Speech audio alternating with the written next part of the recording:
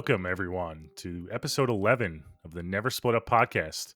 We have a good one today. It's our first real slasher franchise we're covering, the original Child's Play. How you doing today, Anthony? Good, how's it going? I'm excited to talk about some Chucky, our first 80s movie too. Oh, really? Is it our first 80s movies? Yeah, that's right, because we did our oldest movie we did was Black Christmas. That was obviously the 70s, and we haven't gone back in Yes. time too much. So, yeah, this is going to be great. Classic 80s slasher. I mean, it doesn't get much more iconic than the Chucky doll. Everyone knows Chucky, and it's pretty relevant today because we have the new TV show that I know you're a fan of. They just renewed that, so Yeah, everyone's talking about we'll Chucky. get into that eventually, but yeah, season 1, yeah, I'm a fan of. Season 2, eh. Oh, Um, okay. Yeah, we haven't but we talked also about have that a yeah, recently. we have a yeah, you have to check it out so we can talk about it. And we also have the killer doll resurgence a little bit with the new Megan now in theaters. So now we're back with the killer doll hype. Yeah, Megan was one of my most anticipated movies of the year. I haven't seen it yet, but I'm actually going tomorrow, so I'm super excited. Okay, yeah, I've seen it, so we'll have to talk about that and do an episode sometime soon after you check it out. Yeah, but for now we're covering Child's Play, released in 1988, and again, this is kind of right towards the end of the 80s. The 80s were full of just cheesy slashers, and by 1988 it was in full swing. So Chucky really like had a lot to dip from in terms of taking from other movies, and we can talk about that. But I know you're a little bit more nostalgic for this movie than I am, so that's going to be interesting. I didn't necessarily grow up on these movies on Child's Play. I was more of a Halloween, Friday the 13th, Nightmare on Elm Street guy. I never really got into Chucky that much, so I've obviously seen the movie several times, but not necessarily as a kid. So I don't really have that Okay. nostalgia factor that you do. So Okay, so you'll be coming at it from a different perspective because I actually got the childhood experience of being scared of Chucky the first time I saw it, so it'll be cool. yeah, it'll be interesting to see our different takes on this. So why don't we dive right in? Before we get into the overall synopsis, I will announce the results for the poll that we ran from last episode, the Get Out Never Split Up Moment poll, and it looks like Yes. I won again. So two All weeks right, in a cool. row, yeah, I won. All right. So for those of you that don't know, we run a poll every week. Every episode, we do a never split up moment where we pick a dumb moment that we think a character made in the movie, and then you guys vote on your favorite moment between the two of us, or the moment you agree with most, and the winner gets a little advantage in the episode. So because I won, I'll get to go first for my moment at the end of this episode. So that'll be pretty fun. And since this is our first real slasher, that's really where we got the idea from, was from slashers. This should be a fun one too. So we're going to do that. And yeah, why don't we get into it? Why don't you take it away with the overall synopsis, the cast and crew, and then we can get into it. All right, cool. Yeah, I'm gonna give you guys a synopsis, but I would assume that everyone knows. I mean, it's Chucky, so I would hope you guys all know what Chucky is. But so the IMDb synopsis is: a single mother gives her son a much sought after doll for his birthday, only to discover that it is possessed by the soul of a serial killer. This movie is directed by Tom Holland, and the creator and story was by Don Mancini, and he's actually still in charge of the franchise to this day with the series. And I think the creator of the doll was David Kirshner, so he's responsible for that iconic Chucky looking doll. Hmm. And we let's get to our main cast. We have the star of the movie is Alex Vincent. He's playing Andy Barkley, the 6-year-old little boy. And then we have his mom, played by Catherine Hicks. She's Karen. We have the detective Chris Sarandon. He plays Mike Norris, and he's iconic because he's also stars in the original Fright Night. So he's got some horror credit to his name. And we have the main focus of the movie, Brad Dourif, who voices Chucky and plays Charles Lee Ray. Some iconic voice acting. He does not get enough credit for that. He should have won an award for that voice acting. It's epic.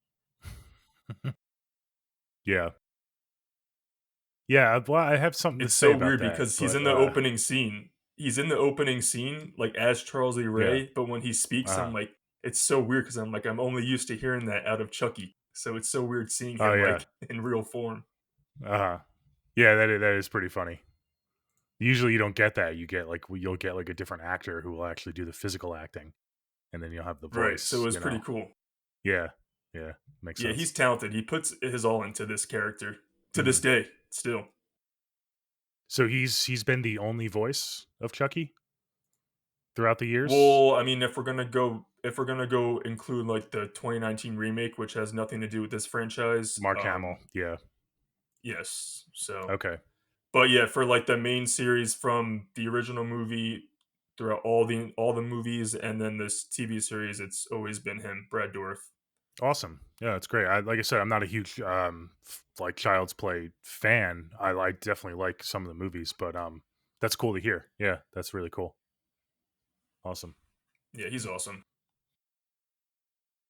Why I don't we think get without into him, I don't know if Chucky would work as much when we actually get into the him talking back to people and, Oh yeah. leaving his sly remarks. Yeah. Yeah, I mean that's what I think of when I think of the franchise as a whole is just Chucky's humor and his remarks and, crudeness and some of his crazy lines. I mean, His even this awesomeness. original movie, even this first movie, he Yes. doesn't talk as much, but he has a couple iconic lines, obviously, that kind of Yes, which I yeah, like that they say like, they really take their time before we get him full-fledged, they do. Yeah. in the flesh, and I like that. It's very it has some good suspense in this movie. Mhm. Okay, great. Well, why don't we get into our overall thoughts? I guess I'll start. Our overall thoughts are it's it's a movie. I have to take this. It's really hard, right? Especially when we talk about these big franchises to compartmentalize these reviews because Chucky is so iconic, but you're trying to look at it through the lens of this was like the first movie that started it all. So as a movie, I'm going to try to be fair. This really didn't do it for me, this first movie, and maybe this is why I'm not a huge fan of the franchise. I do like some of the sequels, but this first movie, I feel like not a lot stands out. It tries to do a couple different things, but I know it has some humor. It's also a slasher, but to me, the kills aren't frequent enough and they don't show enough. The humor isn't there enough for me, and overall the suspense I hate to say it, I hate to be negative, but and I haven't been negative too much on this podcast, but I knew it was going to happen eventually. But some of the moments could have been a lot more suspenseful, and the score wasn't my favorite. I thought the score was very bland, especially during those intense moments, like when the babysitter gets killed and she's going through the house, and some other moments. I thought the score could have elevated those scenes more, and I guess maybe the cinematography could have been a little bit better, but again, it's not a terrible movie, but nothing really stands out to me, and it's kind of bland. The fact that we have Chucky as such an icon would make me rewatch this movie, especially when I want to watch them back to back and maybe do like a franchise ranking in the future. But if it wasn't for all the sequels, I don't know, this movie would be very forgettable for me. So I know it might be a little surprising to a lot of people, but yeah, doesn't really do it for me. And again, I don't have that nostalgia that you do, Ant. So I'm looking at it a little bit more critically than you are. Whoa. I was waiting for you to say something. Yeah. That's an opinion. Yeah. Yeah. Alright, well, we're gonna be very different on this episode because this movie is iconic. Hey, that's good, right? And it's so funny because the scene that you brought up with the babysitter, I'm like, that to me is one of the best sequences in the entire movie, and I disagree about the suspense. I think the suspense is, as top notch as it can be, knowing that we're dealing with a killer doll, and that I mean, we're not dealing with a Yeah. Michael Myers threatening force like that. I think they made it as I actually think the original is the scariest movie, and they made it as scary as they could, knowing what they were dealing with, if that makes sense. Yeah. But, yeah, like I said, I grew up with this movie. I watched it as a kid, and I was scared of Chucky as a kid, and I also was able to have fun with it and laugh at him and the scenarios the first time I saw it. So it was I thought it was a perfect mixture of the horror and the humor, and I don't think it went I don't like the late I mean, I really like the more serious Child's Play movies. Once you get to Seed of Chucky, it gets a little too hokey for me. I don't wanna show my hand with the later sequels yet, but I prefer the tone of, Child's Play 1, Child's Play 2, and I like the Bride of Chucky stuff, but, Child's Play 1, 2, I even like 3, that gets a lot of hate, but, yeah, I grew up with this movie, I watched it on repeat. I was, probably around the age that Andy is in the movie, so I connected with him, and Really? I loved Andy in the movie, so, it's just a special, special movie to me, and this movie came out in 1988, and the Chucky effects in this movie is better than the Chucky effects today. It's mind-blowing what they did with this doll. If you watch the behind the scenes, how many people they had controlling that doll, it's crazy stuff, and he was there, Yeah. every day was the actual doll interacting with the actors, and it was a pain in the ass for them to film this movie. So I think it's a technical achievement. I think he should have been nominated for an Oscar for like best visual effects when this came out. Mm. I'm not going to be totally negative on this movie. There are some highs for me, and one of them is the practical effects. That doll still holds up to this day. It looks awesome. So I'll give them that. Yeah, definitely.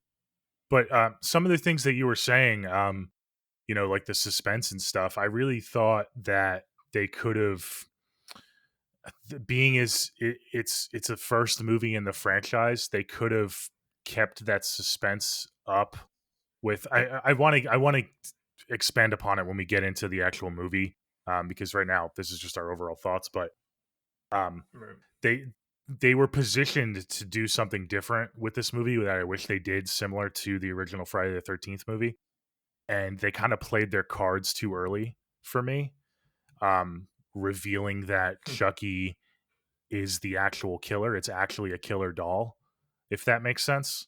They could have positioned themselves to have it more of a like, is it in Andy's mind? Is it Andy doing the killing? Like, is he going crazy?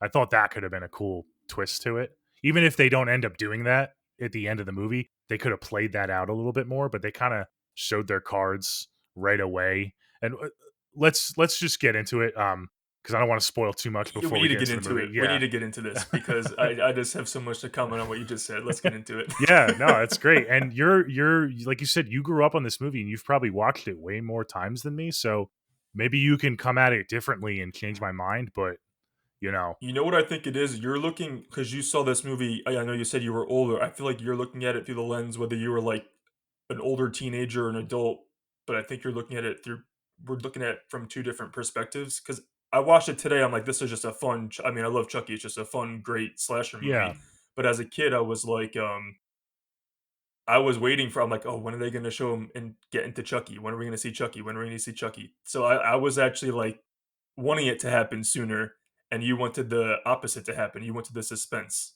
yeah, I So, I see mean, what you're saying. we'll get into the They opening scene, but I yeah, mean, yeah, people came to see this movie because it was advertised as Chucky the Killer Doll, and they yeah, delivered on that. yeah, yeah. I think they could have went completely one way or completely the other way, and I would have been happy with either way. But they kind of rode the middle a little bit too much for me. But yeah, let's get into it first. Let's That's funny just that you said that they rode the middle too much because I was just gonna say I think they did for this first movie, it was a happy medium of keeping him not yeah. I was gonna say a full frontal, your sinister phrase, but but keeping him in the shadows for like the Uh-huh. first, what is it, 30, 40 minutes, and then once he's here, we get full fledged Chucky. So in my opinion, I thought they found a happy medium, but you feel different. So let's get into it. Okay. Yeah. Yeah, because I really don't Let's get into I this. wanna, like, dive in. So, this is, a not a spoiler-free review. I say this every episode, so go watch the movie. I'm sure most people have seen Child's Play by now, especially if you're a horror fan and you're watching this podcast, but if I you was gonna haven't, say, you know, go if you haven't If you seen haven't it in seen a Child's while, Play, you maybe guys, yeah. maybe go watch it again before you listen so it's fresh in your mind.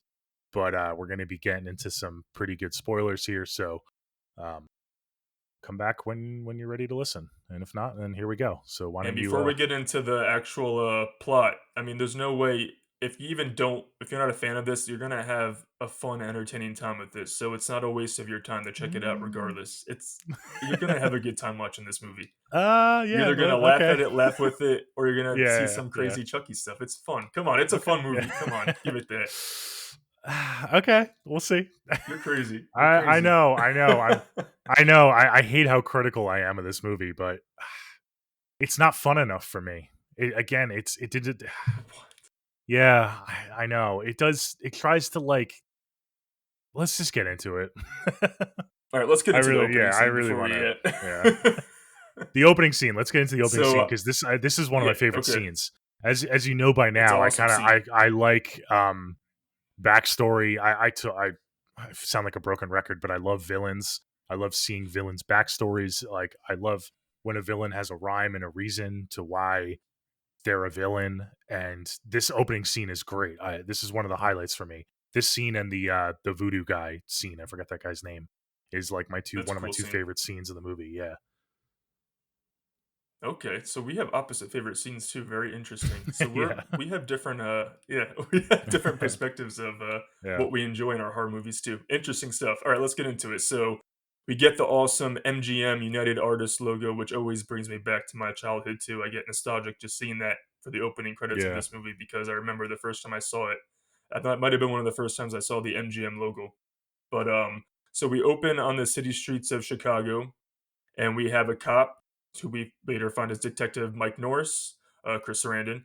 He's chasing what he's telling his partner, the Strangler. That's what Charles Lee Ray's nickname is before he's turned into a doll, the Strangler. So we eventually get Charles Lee Ray.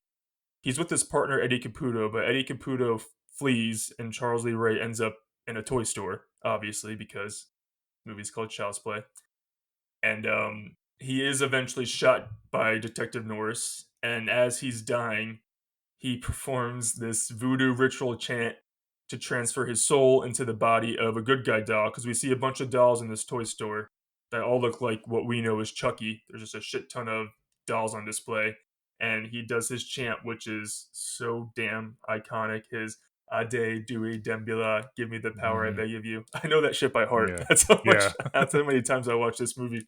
yeah. But when this is what I want to say. When he's talking in this opening scene and like yelling at Norris and doing the chant, like his voice is so synonymous with Chucky. It's just so weird seeing him be a human Mhm. doing the voice. It's Yeah. crazy to me. But then we get a pretty huge set piece, and we get the lightning as he's doing the chanting, and then the lightning sets the building on fire, Mhm. and Yeah. it explodes, and then we get the close up on the good guy doll, and that's the opening sequence. I love the lightning. It's so cheesy, but it adds to the, I don't know, like the voodoo ness, and it adds to the lore of it all. How when he does the chant, I love that. Oh, I loved it too, and the fact that it's the opening scene, it kinda sets you up for, like, okay, it's this kinda movie. We're getting into the supernatural, we're getting into, the whole, like, incantation, like, this is, like, kinda we're breaking the realm of reality right away, so it kinda lets you kinda check your, like, realism at the door, and I like that. It kinda sets that up right away. I was gonna say, like, from this opening scene, you know you're watching a horror movie, but you know the movie's in on the wackiness of it. It's not trying to make you watch the entire thing with a straight face. It wants you to laugh and have a good time with it. It's not. It knows what it is, and you get that vibe just from the opening scene. All right, so after that iconic opening scene, we cut to a Chicago apartment, and we're introduced to our two protagonists, Andy Barkley and his mom, Karen Barkley. Karen's a single mom, and we get a scene. Andy's watching TV in the morning, and it's actually a good guy program. So we know he's obsessed with the good guy dolls. He's actually in a good guy pajama outfit, and he sees a good guy talking on TV, and he's super excited.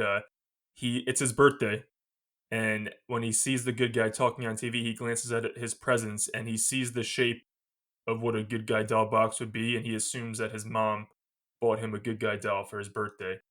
So he ends up making his mom the most ridiculous breakfast and bed platter ever, and all that food he makes is a waste. It's not edible. He puts like the biggest chunk of butter I've ever seen on a piece of toast. He like pours a shit ton of sugar on top of the cereal. I'm like thinking to myself, I'm like, this poor single mom had to hustle to get this food, and it's just Yeah. all wasted because Andy's Yeah. making his mom trying to do a good thing. He's trying to be a sweet kid, but I'm like, damn, she's got to work an extra shift now. I would have been So pissed. he The mom bring handles it I would be beautifully. pissed too. Yeah. Oh, she I know said, it's his can I birthday, just but say, can I just say she's an awesome mom. She's an awesome character.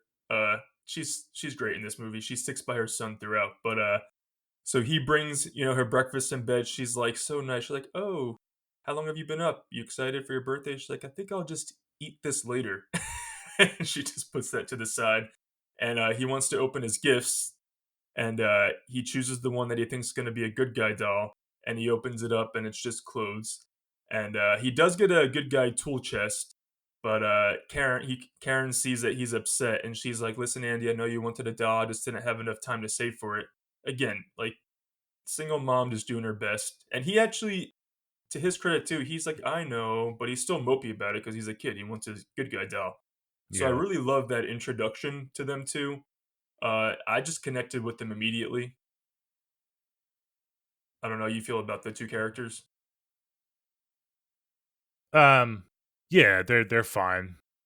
I didn't really connect with them because again, I wasn't a kid when I Really? saw this, so and I'm not a Okay, single okay. mom, so I can't really, I just connected like Yeah. you sympathize. I should say the better phrase, like you're gonna sympathize with these characters. Yeah. Yeah, yeah, yeah. I see what you're saying. Yeah. So after this, Karen, we find out Karen. Yeah, Trying to stay you're really positive. hating on this movie. Yeah. I think they're one of my favorite character duos in Really? like horror slashers. They're so perfect together. Really? And Okay. you root for them. They don't like I said, I'm rooting for these two the entire movie. And I'm not a big kid guy. We know Yeah, this. we know And that I you love hate Andy. kids in I horror movies. You I love love Andy, yeah? Andy so That's much. funny, yeah, because 'Cause I'm not a huge Like I Andy said, fan. I saw this movie the first time when I was around Andy's age. Yeah, yeah. So that could have something to do He's with it. fine, like, Eh, he's not, he's a six-year-old, so, like, you can't really yeah. get pissed at a six-year-old, you know? That's why, No.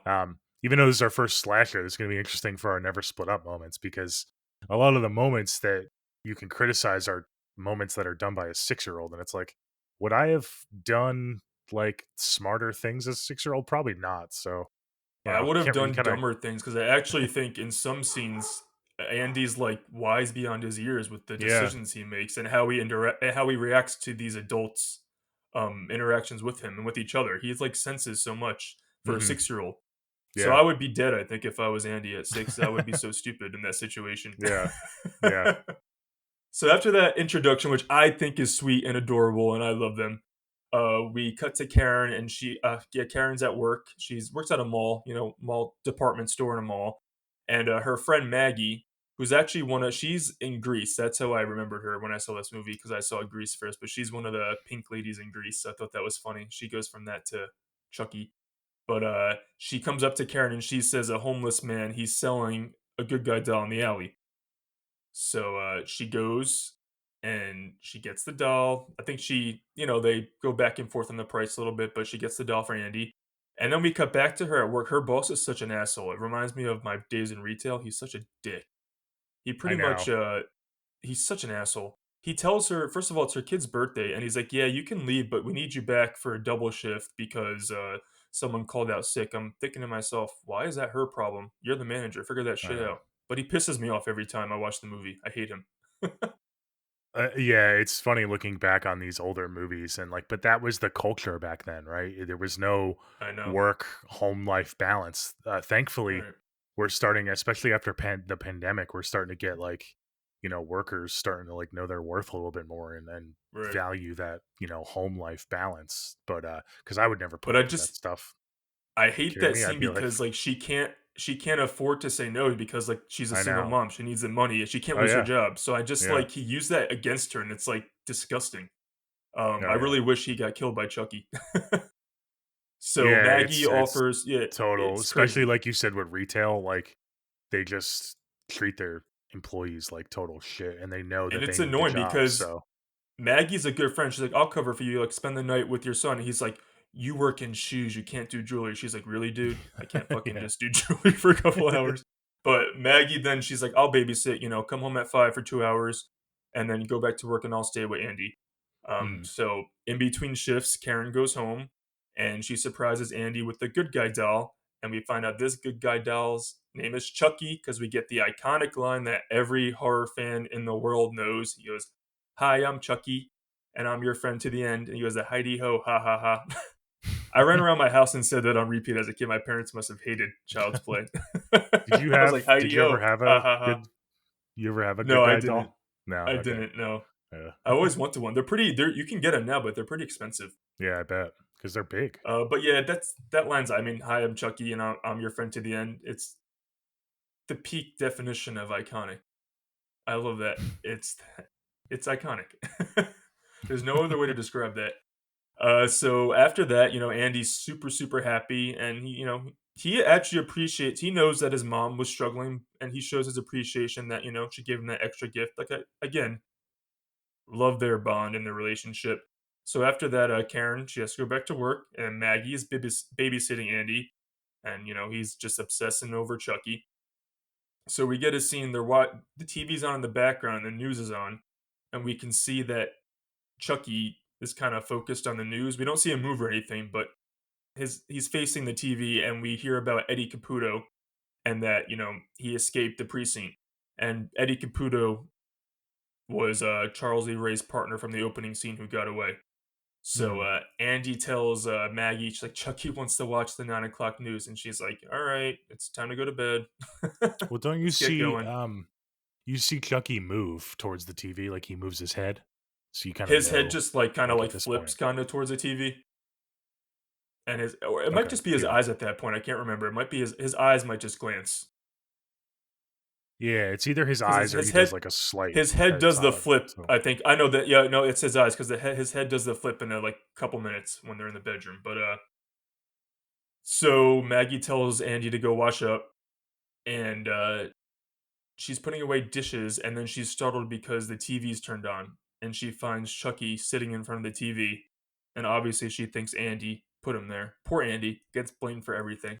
But you can't blame yeah. Maggie either because who else would think that a doll's gonna be running to the TV sitting in Yeah, at front this of it? point, yeah. Yeah, yeah, you can't blame either of them. So Andy, gets tucked into bed with Chucky, and Chucky's smart because once Maggie leaves the room, she's kind of like listening, but then she goes because she doesn't hear them talk, and then she goes, she's reading, and she's like, relaxing in the living room reading, and I love this shot. We see the bedroom door open, so Chucky waited for Maggie to leave that area before he got up and started moving around. But we just don't see Chucky. We just see like a first point POV shot. I love that stuff. I'm a POV kind of guy. Um, and then we get a quick glimpse of when she hears the door open, we see Chucky like sprint down the hallway, but super quick. You don't see anything. Cracks me up every time. Um, so yeah, so Maggie's hearing noises, and she goes to investigate like everyone in a horror movie does. She thinks it's Andy though, again, so to her benefit. So she walks through the house and she finds that a chair was put in front of the door. And this is where I can't defend her anymore. Because if I see that a chair was put up against the door so you can't get out, I'm sorry, but I'm gonna be waking up Andy and we're gonna have to get out of this place. She kind of dismisses it. She's like, "Oh, it's just like the nighttime terrors." I'm like, "Someone put a chair in front of the door. What do you mean?" So Yeah. she hears some more noises, and then she finds that the sugar is spilt all over the floor. And then as this is happening, she's getting a little anxious, and then Karen calls at that time to check in, and she could even tell that Maggie sounds spooked. And she literally says, "No, I'm okay. I'm just having the nighttime willies." I'm like, "Yo, there's something going on in the apartment. Obviously, you're not alone." So with that part always pisses me off because I'm like, if that were me, I'd be out of there.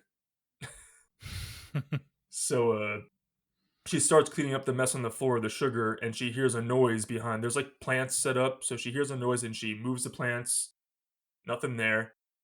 And then she literally says, which it's cheesy, but I love it. Right before she gets killed, she goes, "What is wrong with me? I'm scaring myself half to death." And then she turns around, and we see the little good guy doll hammer thrown in her face, and it causes her to literally like fall back out of the window and plummet to her death. I really, I know you don't like this scene, but I love the way it's shot. We don't see Chucky; we just see the hammer literally flying to her face. I've always thought that was a unique sequence. I love the way it's shot so much. This is my first example of they kind of try to do they kind of play the middle. I love that shot too, but well, I should say I would have loved that shot if we didn't already know that Chucky was responsible. So we see, first of all, the POV shot. I thought the POV shots in this movie were really cool, but they weren't utilized effectively because you get the POV shot and then you get from you go from that to the hallway scene where you see Chucky run across the hallway, which again is kind of funny and it's a funny It's moment, but awesome. it's like my least favorite shot in the movie because it reveals that Chucky is the killer so early in the movie. I wish we and then for them to go from that to not seeing him do the kill on Maggie, it's like, well, we already know it's Chucky, so like why not just show it full force? Like this is what I mean. I wish they held the mystery a little bit longer because if they didn't show Chucky running across the hallway, it could have been like, oh, like, you know, is do we have a crazy kid on our hands or is it actually the doll? You know, they could have played that up a little bit more, but they played their cards right away and, you know, I'm not a Well, I fan mean, of they it, I played their guess. cards from the opening scene when we literally see him do the chant next to a doll. I mean, they know that we know that Chucky's coming. I mean, the audience isn't stupid. I never once, even when I was 6 years old watching this movie, thought that Andy was responsible. I mean, it's blatantly obvious. This whole movie is I made don't know if it's for blatant. I Chucky to mean, be the killer. I think it's obvious that Chucky is sentient, but like you don't know, like they could have played it to where like maybe Chucky is like telling Andy to do stuff and like knock the sugar over or something. Like Well, he they does could tell have him to been do like, stuff at certain points in the movie, yeah, yeah, but but like the fact that they revealed, I don't know. I see your point, but I just wish they went all in.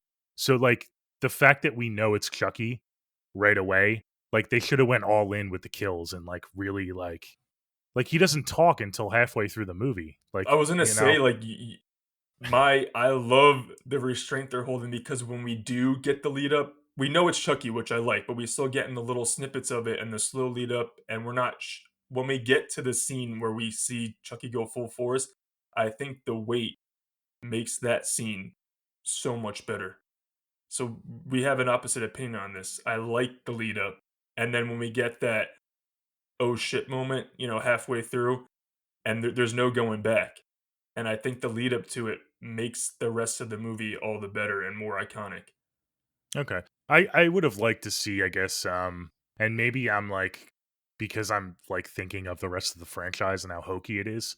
Like I think it would have been more fun to get more scenes with Chucky and Andy and Chucky like we can actually hear what he's saying to Andy and like kind of have that bromance or whatever to get him cuz like what does he say to Andy? Because Andy like obviously he's obsessed with the good guy dolls. He watches the show and stuff. So like how does he play that with Andy to like get him to trust him enough to do all this stuff for him like pretty much right away, you know? Well, he uses the fact that Andy's obsessed with these Yeah. Yeah. dolls to get to connect with him quick because we Yeah, I obviously know, know but he's the one who told Andy, he wants to watch the 9 o'clock news. Like he got a bond with Andy. Like the second that Karen left Andy alone with the doll, it was over because they're mhm. inseparable. So Chucky was able to get into, he's a little kid. Chucky was able to manipulate him within seconds. Well, yeah, obviously, but like I wanted to see that, you know? Like did he use the good guy voice the whole time with Andy? You know, because when you hear him talk to the No, adults no, and no, stuff, no, no. you know, He did not use no, he used the Charles Lee Ray voice. to That's what I think. Andy? Yes, Yeah, that's what I okay. yeah. Yeah. But then why does he use the good guy voice like for all of his lines and stuff? Wouldn't that have Well, confused because Andy? from after that opening when Andy's first introduced to Chucky, we only ever see Chucky do the good guy doll voice when it's in front of an adult after Yeah, that. I So know. he's trying to yeah, so Wouldn't that confuse Andy though? Like, oh, it's two different voices. Like, what's going on? You know what I mean? no Like, that's because not I his th- real voice.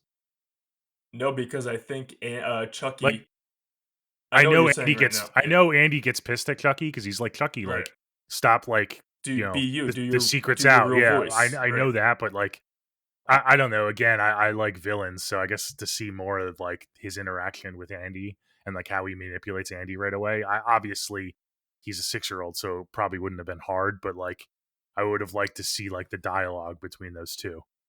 And I feel Okay, like it wasn't suspenseful enough for me to, like, really have that payoff like it really? did for you. Yeah, Okay. I think what's great about this first movie is that we were introduced to it's the toned character of down. No, Chucky, I but get we you. don't get Yeah. it all thrown in our face until the Yeah, I sequels. get 'Cause I that. actually prefer the more serious tone of this movie than most of the sequels. Mhm.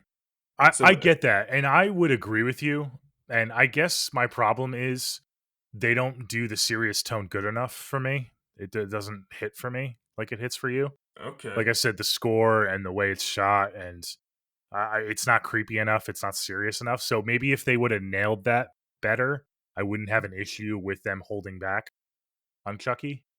But because that didn't work for me, I wanted them to kind of go the other way with it, and they didn't. They didn't do either for me. Does that make sense? It's just kind of It difference makes of sense. We just have way too different I opinions wish on I this, saw this as a kid. I wish I grew up on it. I know I but probably have a even, like, different. watching it right now through, like, an adult eyes, I still prefer how they played it out. Okay. Yeah. Interesting. We have Yeah, it's way just not. every I think every, It's sequence in this just movie is gonna have a differing opinion. yeah, maybe. I mean, it's just not the execution's not there. I don't know. I just yeah.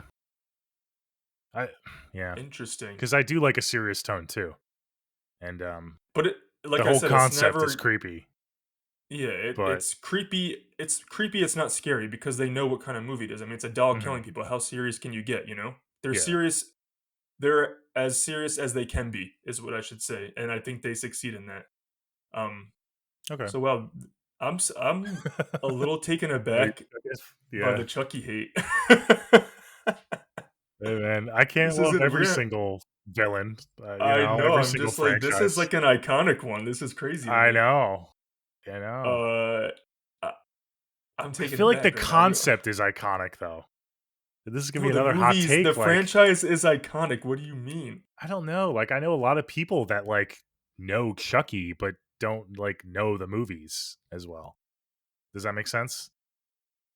I guess I that's I true know for what you're every saying, icon, but because like, I I could feel say like the same thing especially with about Freddy Chucky. Krueger. I could say the same thing No, about Freddy Krueger, yeah, you know? that is true for a lot of icons. So I guess that's a little unfair, but I Or don't like know how a lot of many I people mean, I that. don't wanna talk shit about it's my second favorite franchise, but how many But times do people confuse Jason Voorhees and Michael Myers because they don't know no, the I get movies, you that, know? but I also know people whose like I know multiple people whose favorite franchise is Halloween. I know people whose favorite franchise is Friday the 13th. I don't know anyone who's like Child's Play is my favorite franchise. So maybe Actually, my that's tattoo artist, his favorite franchise is Child's Play, Chucky. oh, okay. Well, there we I go. think there are people who, there's people who do, have a really Oh, there soft definitely spot and love is. this Oh, franchise the there most, is. yeah. There is. There's an exception And to I everyone, actually but do see because we're part of film Twitter, people do make the argument that the 2 most consistent franchises film-wise, are actually Scream and Child's Play. A lot of Child's people Play. don't think that Chucky has a downright horrible movie like, some of these other Yeah. franchises. Yeah, I don't want to play my hands for the whole No. franchise. It doesn't have a Yeah, lot no, I of don't wanna play my hand, but super I will lows, say but I will yeah. say it for me, it doesn't have a lot of highs Well, either. clearly, the It one of kind of the just, I mean, I don't yeah, wanna show my hand, but one of the arguably the best movies in the franchise, you're already starting yeah, out. I, I mean, in my exactly. opinion. So, yeah, But, I just wanted to bring that up that a lot of the conversations I see are that Scream and Child's Play are the 2, consistent quality-wise horror franchises that have, no, I get that, multiple and installments. especially in like horror communities, like Child's Play is more Right, appreciative. I'm just saying, like the general door to door, your mom and dad, like they obviously know Chucky, but have they watched right. all the Chucky movies? Probably not. That's all I was Yeah, trying to say. But you could say it's that with a definitely lot an of different other franchises yeah, too. it's an acquired taste, like, for me, Yeah. won't get into too much, but, like, certain people appreciate the How typical did slasher. we go over the budget and the box office for this? Was this a commercial So it success? yeah, it was a cult. It wasn't like a it was made for 9 million, which is impressive because they had to do, a lot of all the budget was for Chucky, clearly. Yeah. And then they made 45 million dollars, so success. It made back its Okay. budget Yeah. and more. So I mean, it was more of a cult following when it first came out, but obviously it blew up to a cultural phenomenon with the sequels. And once Yeah. we got Chucky full force. So Did yeah, the it was a sequels success. so it probably like kept growing? Did the sequels do better than the I original? actually don't know. I would assume that I don't think they did do as good, but I think just the Really? I would assume Chucky that, being, people front and grew into it. center. And like I said, these were never like huge budgets, so even if it didn't make as much, I'm Mhm. sure they were all still obviously they were successful because they made a bunch of them. Yeah. Um, I'm actually curious now before we go on. I just want to see how much Child's Play 2 made just so I could compare. Yeah, so Child's Play 2 was made for $13 million and it made 36 million. So again, still made its budget back, but I think the first one might be the highest grossing. Okay. That actually surprises Interesting. me. Not that I think that it's the worst one, but, like, as people, like, talk about Chucky, I would have thought that maybe, like, some of the sequels would have done better because of the hype Yeah. of, like, Chucky's back, but okay. Yeah. All right. So that was our first kill from Chucky. Yeah, And first then kill, it sucks, I yeah, liked Maggie. I thought Maggie was cool. I really liked, and like I said, Good friend. Good friend, good she aunt to, very good friend, yeah. supportive. I actually when I first saw, I was actually really upset when she died. I thought it was going to be her and Karen like trying to help Andy out throughout the movie. So I Yeah. was like, I wish it was her boss that was the first one killed. But yeah, I always get bummed out when I watch this. I'm like, oh, Maggie was a good person, a good friend. Yeah. She should have just Yeah, it could have moved that been, fucking like, chair and get out. Yeah. could have been Karen and Maggie solving the case instead of the I think about detective or that every something, you know what time I I mean? watch it, Yeah. Like, that it girl could have power, been that them would've as been a cool. duo, like a Yeah, badass girl duo. Yeah, so I that really would've been get cool. bummed out, and when you see Karen's reaction when she comes home, I'm like, "Oh, she really loved Maggie." So it like her react I love how she's trying to be strong for Andy when Mhm. let's just get into it. She comes home and there's cops everywhere. She's very anxious and nervous because she's like, "Oh shit, something happened to my kid." But she runs up to Andy and Andy goes, "Maggie had an accident." That's a light way to put it, but Yeah. that's That's probably what they and told Andy. Yeah. yeah, yeah. Again, he's a 6-year-old kid, so I'm not gonna be like, "Yeah, she fucking fell to her death." Jeez, Yeah. whatever. But Detective Norris tells her that Maggie's dead. She fell from the kitchen window, and I don't know if you rewatched it obviously, but her reaction is you can tell she's upset. She reacts right away, but she's also pulling it together within seconds because Andy's right there and she wants to be strong for her son. Mhm. Again, badass single mom power. But then we cut to Norris. He shows her these footprints on the counter. And he's like, "Do you know where these came from?" She's like, "No." She's pretty much pissed off. She's like, "You need to get out of my house. I just lost my best friend. My son's traumatized." And he actually asks Andy if he can see the bottom of his feet. And as a mom, she does the right thing. She defends her son. And she's like, if Andy says he was in bed, he was in bed. And then she pretty much says, for lack of a better term, get the fuck out of my house. I want to be with my son. But Mhm. before Norris leaves, Andy is in his room because Karen told him to go back to bed. And he looks at Chucky's feet, and we see like the sugar powder like on his feet still. So he runs out and he says, I know who did it. Chucky was on the counter. And obviously, he's saying, I mean, Chucky's a doll. So everyone's like, oh, haha, really? It was your doll? And Mhm. Karen's pissed. She's like, Andy, go to bed. And then Yeah. she has a little back and forth with Norris. It's kind of like flirty, but not. He's trying to flirt, but she's not having it. And then he's like, "You're gonna call me? I don't like loose ends." She's like, "Yeah, get out of my house." And she slams the door in his face. That cracks me up every time. Uh, so he leaves with his partner, and then he gives his partner the bag with the possible murder weapon, which is also hilarious because it's a good guy doll hammer. And whoever manufactured that toy in real life, they would have so many lawsuits because who gives a kid a mini hammer? Like it's not even a plastic hammer; it's like a real mini hammer. I always think that's funny. So many Yeah. lawsuits should happen from that. Little Yeah, kids running wow. around with dolls and hammers. They made kids' toys a lot differently back in the day. Yeah. That is true. That is true. So about that part always cracks me up. I'm like, really? That's they gave the kid a real hammer, but so the cops leave and Karen's washing up, trying to get herself together, but she hears Andy talking in his bedroom. So she goes in his bedroom and she's like, "Who are you talking to?" And he's like, "Chucky, mom, duh." And he's like, "He's alive, and he told me his real name is Charles E. Ray, and he has been sent down from heaven to play with me." And he also says that Chucky says that Aunt Maggie was a real bitch and she got what she deserved. So Karen's obviously not happy. She's like, "Andy, what the hell? Like, don't talk about Maggie like that. That's a terrible thing to say." And she's like, Yeah. "Chucky isn't real." And then Andy's very smart because he realizes, his mom's in distress and he doesn't want to upset her more. And she's like, "Okay, mom, you're right. I know you're just upset about Maggie." And he kind of just like he understands these adults' emotions so well. He kind of like puts that to bed. He doesn't keep pushing and say, "Yeah, no, mom, Chucky's real." He doesn't fight with her. He's like, "Okay, mom, you're right," and he pretty much goes to bed. Mhm. So she puts him to bed and she leaves the room, but she keeps her like she's listening in. And Chucky, this is when he does that first head flip. So I think this is when he actually does the first flip. So he sees the shadow of Karen at the bottom of the door, so he knows that she's there. So he does his Chucky voice and he goes, "I like to be hugged." And then she's like, "All right, it's just Chucky," and he was just, making shit up. So, Chucky's smart too. So that's what he does his good guy doll voice rather than the Chucky voice, Charles Lee Ray voice. So again, I love that. I love that little scene. It's not any horror, but it just shows more of their relationship and more of Chucky. We know that he's not to be messed with because he's a smart dude. He's a killer. So we know he knows what he's doing. Uh, Mhm.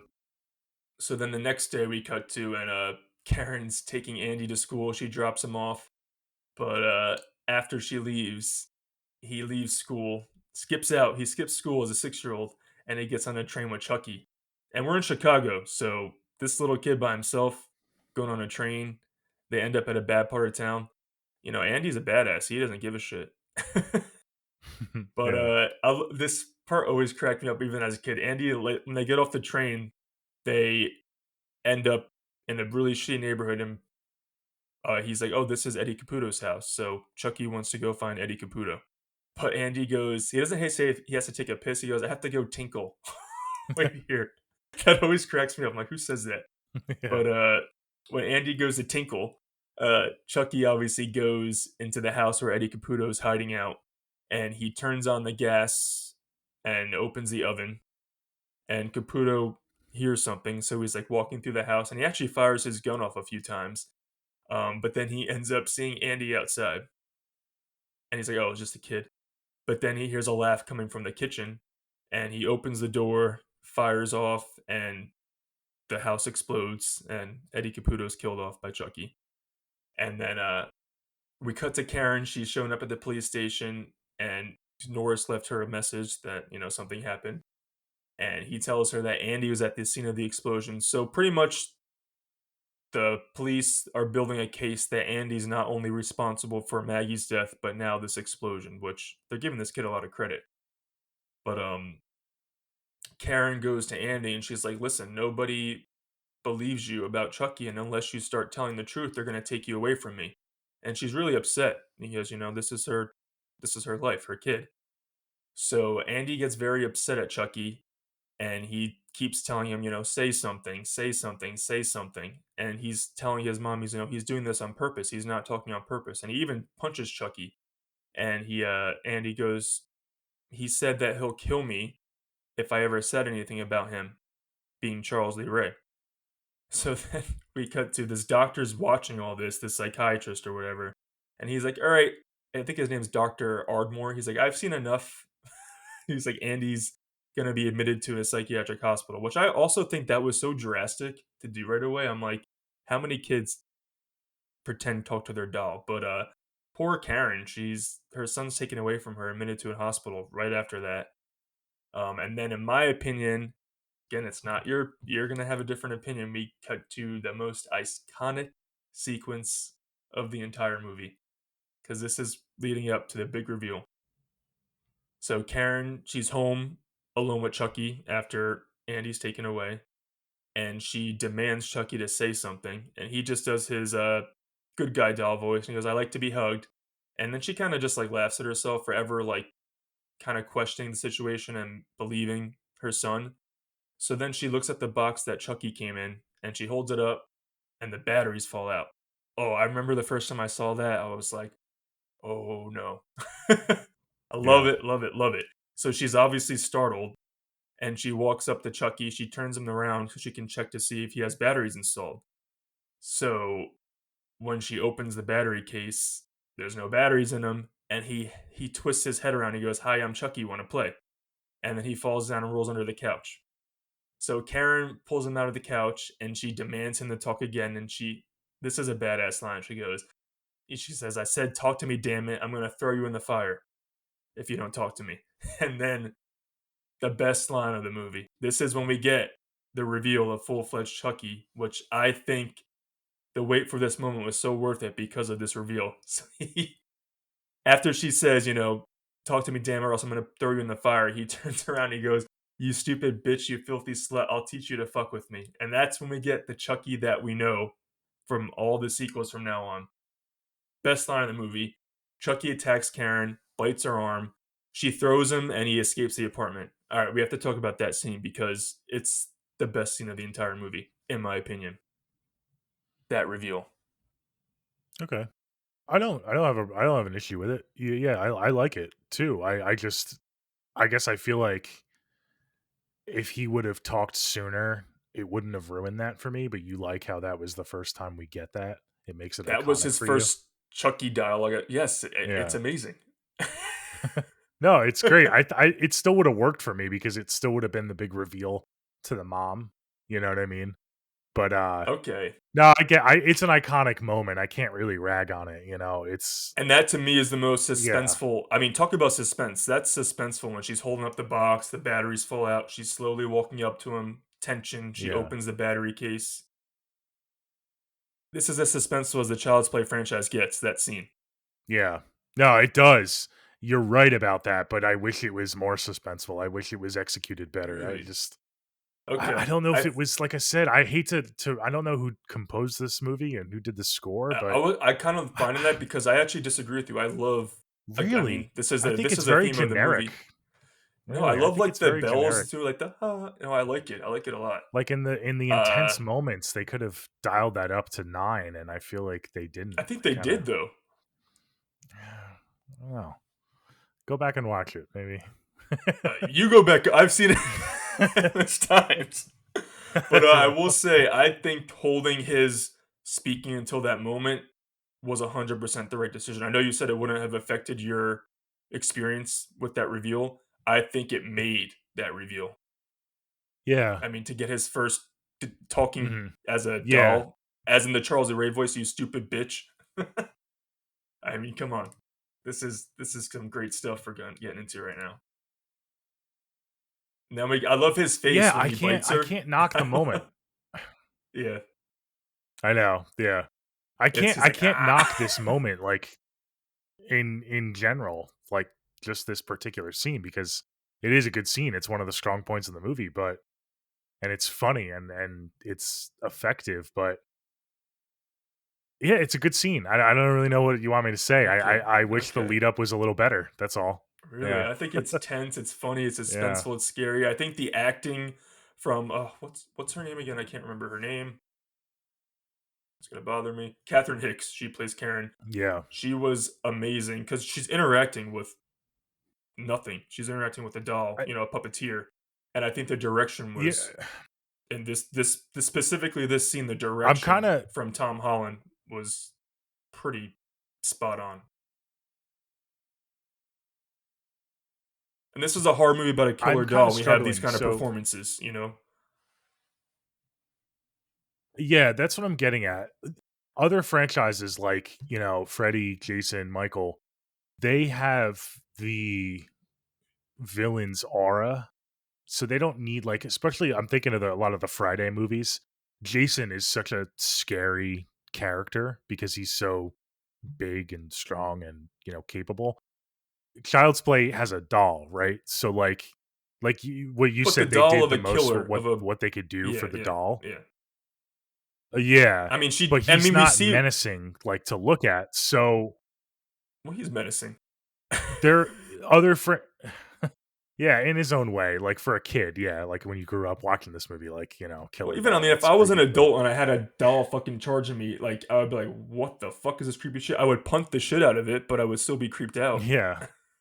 I guess my point is those other franchises can get away with not having the intensity dialed up like with the score and everything because the villain is the focus because they're so scary, but because it's a doll, I wish they kind of overcompensated in the other areas to make it more suspenseful. maybe have more S- POV shots of the doll, or make it so more there's more like stalking scenes or something, so you don't know where the doll is.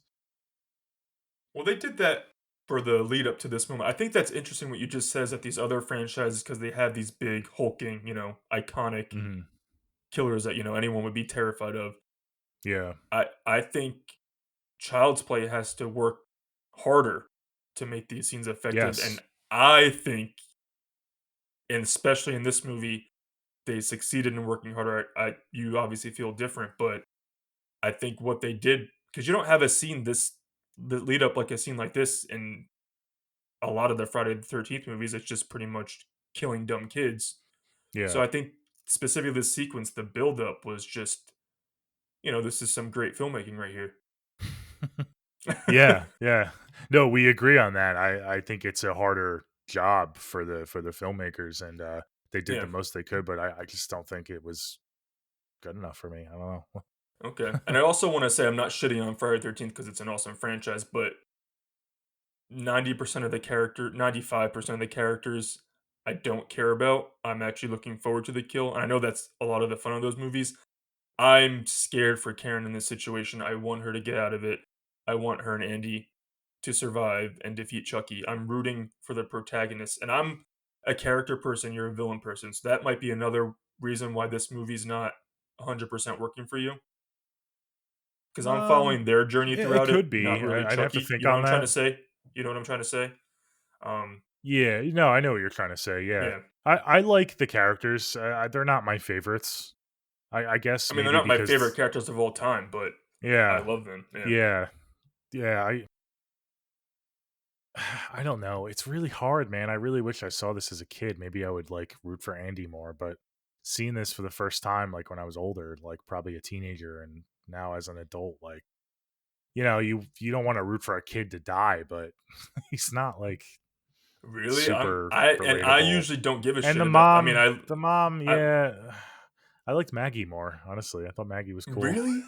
Yeah. I love Maggie, but Karen's the MVP of the movie, Okay. in my opinion. Yeah.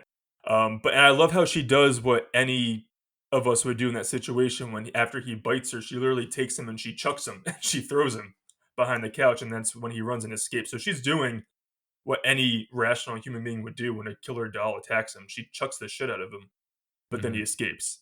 And she runs down. She tries to catch him because she realizes she needs him as proof to get her son out of this Yeah. psychiatric hospital. Do And they he go escapes. over the fact in the sequels? I'm a little foggy on the sequels. Again, this isn't like a huge franchise for me, so I'm going to defer to you. Do they go Okay. over how Chucky is able to be so quick and strong, or like does he embody the strength and quickness of Charles, the killer? Yeah, I think it's a simple excuse that just Charles is literally transferring the Chucky's body, so that's how he has his killer capabilities. But I would it's say. yeah, it's like well, yeah, I get that. Like it's his spirit, so he has like the spirit of a serial killer. Right. But His like, his soul so is they in. never Yeah. explained like why Chucky is so strong and fast and can like I don't think he's abnormally strong and like that. I think he's doing what a doll form would really, do of a because killer. Yeah. he like outruns the mom, like gets out of the building, and I Well, know in the she's. I sequels mean, he like overpowers some of the people almost. she's in shock, and So I mean, it's also horror movie logic. I mean, the villain has to be strong just because it's the villain. yeah, It's like, do yeah, but they it's like explain why plastic, Jason's like? you know. Does it explain why Jason's like superhuman? I mean, Yeah. it just is what it is. It's Well, a horror movie. it, yeah, kind of does. Yeah. But Jason, it makes sense that he's stronger than everyone else. Michael, it makes sense. But I just didn't know. This isn't a critique or anything. I just wanted to, didn't know if you had that answer or not. I mean, I have to rewatch the sequels. I mean, it could have to do with some of the voodoo shit, but I think it's as simple as, he's just transferred into the Yeah. soul. His soul is just transferred into the doll. Especially, and I Hmm. mean, we obviously don't find anything Okay. out in the Yeah. first one, so that's what we're taking at face value is this is a killer inside of a doll, at least in the first one. Yeah. But yeah, I never even like I said, I'm watching a movie about a killer doll, so I'm not gonna be critiquing like major shit like that. It's already ridiculous. I mean, story. Um, Interesting though. No, So it's not a yeah, so let's critique, but when you yeah, have yeah. again, when you No, no, no, have no. a doll that's that small, like, it's kinda like maybe try to explain it a little bit, if that makes sense. I guess they do in the I, voodoo. They kinda just chalk it up to Yeah, the voodoo yeah, that stuff. and I It's a think I've magical, also noticed a little pattern. I don't I like less explanation because because to me, what's more scary and menacing is I don't want to be fed all the answers. And I think you are a fan of a little bit more, not being fed the answers, but you like a little more backstory and history, especially for the villains. yeah. So I think that's where we also Yeah, I would differ agree a with little that bit. overall. Yeah. Mhm. So again, that's my Yeah, favorite I like both sequence in the styles. movie.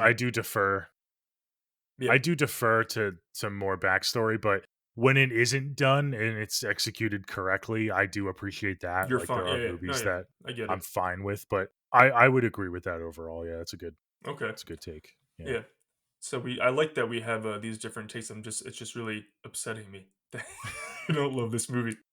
Yeah, it's that's So it's okay. again, that's my favorite sequence of the entire movie. I think it's expertly done. So after that, Karen obviously she can't find Chucky, so she goes to the station and she tells Detective Norris, she's like, Chucky's alive, and he killed Eddie Caputo, he killed Maggie. He's been moving and talking for days without any batteries in him. And he's like, okay, honey, time to take you home. He literally is like just dismisses her, which I mean, Yeah. again, can you argue with him in this situation? Now he's like, oh, the mom Well, and son are both crazy, but he is maybe you very can. Maybe you I can. can So because he pisses me off. Yeah, in the opening scene, does he see him touching the Chucky doll before he gets blown off? no, Does he no, see he doesn't he's, like, in another part of the story, he just sees the lightning strike? yes. Well, he Okay. sees he's chasing. He knows he's in a toy store, but he Yeah, doesn't no, see him I do the know that. chant or anything because he's literally when the He place is hears struck by him, but he lightning. can't okay, he doesn't see him with the Yeah, Chucky he doll. doesn't Because see any I of would that. say if he Yeah, sees him, like, connecting with the no. doll, then it's like, "Come on, dude," like, Yeah, no, he yeah. didn't. No, I see what you're saying, but no, he didn't actually see him like Alright, so holding the you box and really doing can't that. blame him to this point then, I because can't blame him yet, but in the finale of the movie, I have a lot to blame him for. yeah. So, Yeah, yeah. yeah, so we'll get there. But Norris is dismissing her, but again, he's dismissing her, but at the same time, he's sympathizing with her. He's like, "Listen, I get it. You know, your friend just died. Your son's taken away." Uh, but then she shows him the bite mark from Chucky, and he still doesn't believe her. And she's pretty much like he takes her home. He's like, go to bed, get some rest. She's like, fuck it. If you don't help me find Chucky, I'll find him myself. And she tells him that she's gonna go find the peddler, the homeless man who sold her the doll. And he's concerned. He's like, listen, you don't want to be at that part of Chicago at night. Bad shit's going down. So she goes to look for Chucky in the homeless part of the city, and she finds the homeless man who sold her Chucky. She asks, where did you get him? And she's asking, for a bunch of questions. He's like, well, what do you got for me? He wants money.